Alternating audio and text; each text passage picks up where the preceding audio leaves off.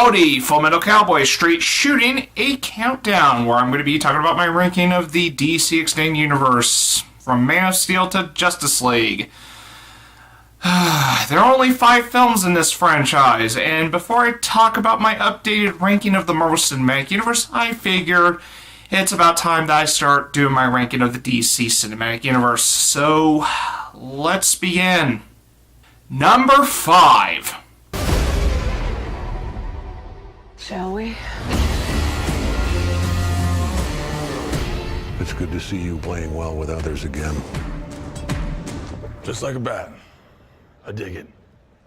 Maybe temporary. If you saw my review of Justice League recently, yes, this is the very bottom. I hated Justice League. It looks like shit. And they should have waited to put out Justice League until Cyborg, Aquaman, and perhaps The Flash had their own films. But no, they had to crank out Justice League because stupid reasons. Moving on. Number 4. The red capes are coming. The red capes are coming.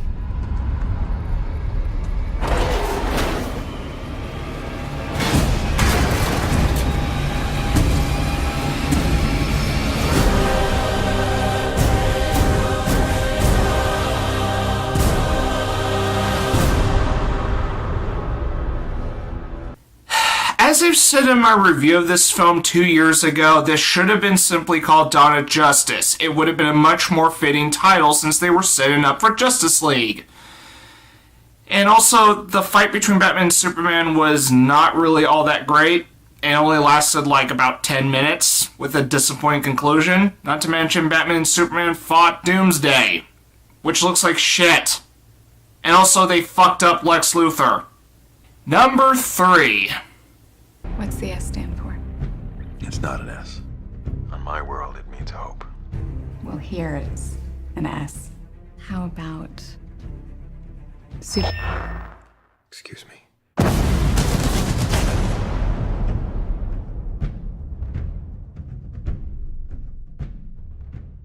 Man of Steel is a clusterfuck of direction. The first third of the film is narratively jumbled, because after the origin story of Superman, when he is sent to Earth, they flash forward to adult Clark Kent, then back to child Clark Kent, back and forth. Why couldn't they just have Superman sent to Earth as a baby, then proceed to the child Clark Kent segment, and then go forward in time where he's an adult? It's not that hard. I also think the action scenes in Man of Steel are terrible, and let's not even forget some of the cinematography this film has when the camera keeps zooming forward and back and all that shit. I hated it! And as I've already said in my review of Justice League, I hate to admit it, Zod is actually the best villain in this franchise by default, because Steppenwolf is forgettable, and Lex Luthor is a fucking joke. And there's another villain I'm gonna mention, but it's in the next entry. Number 2.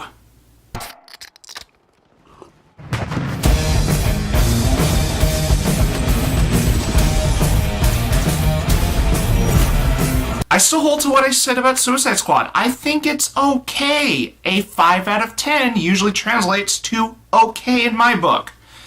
Now yes, I'm not fond of the Joker's design in Suicide Squad, and the more I look back on Harley Quinn's design, I don't care for her design either. Yes, I'm a big fan of her design in Batman the Animated Series, as I've been watching it lately. But I also think Suicide Squad has the worst villain in the DC Cinematic Universe, the Enchantress. She is so damn boring.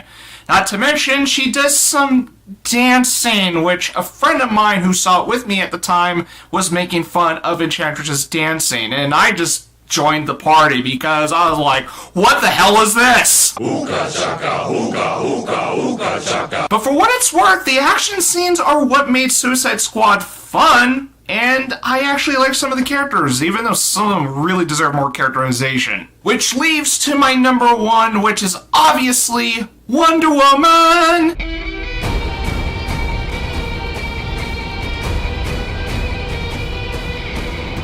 How can a woman possibly fight in this? Fight?